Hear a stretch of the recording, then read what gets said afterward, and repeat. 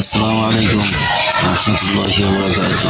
কিরম আছোস? তুই যে আমার কাছে আসতেছিস না, জীবনটাকে এইভাবেই শেষ করবি? তুই যে আমার কাছে কেন আসতেছিস না সেটা তো আমি ভালো মতন জানি, কিন্তু কিছু কইতেছি না যে আইজ হোক কাইল হোক একদিন না একদিন তো ফিরে আসবি সেই বিশ্বাসে।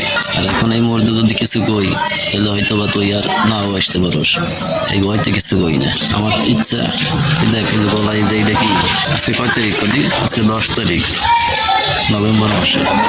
তুই যে আমার কাছে তো গেলি আজকে 4 মাস 4 দিন। আজকে সকালে ঘুমের তো উঠেই দেই যে গিটি গুড়ি লড়াইতে পারি না, প্রচন্ড অসুস্থ। তেল মালিশ করলাম, ওষুধ খাইলাম, আর এই যে গলায় সারাদিনই গামছাটা পেঁচানো। এখন কিছুটা সুস্থ।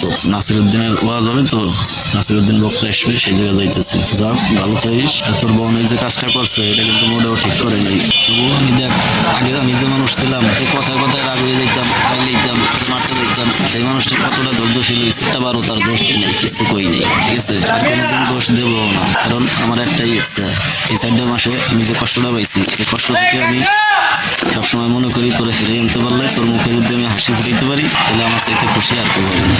এই নিয়ে তোরা মনে করো আমি ধৈর্য ধরতেছি আর চেষ্টা করতেছি তোরা ফিরেই আনা।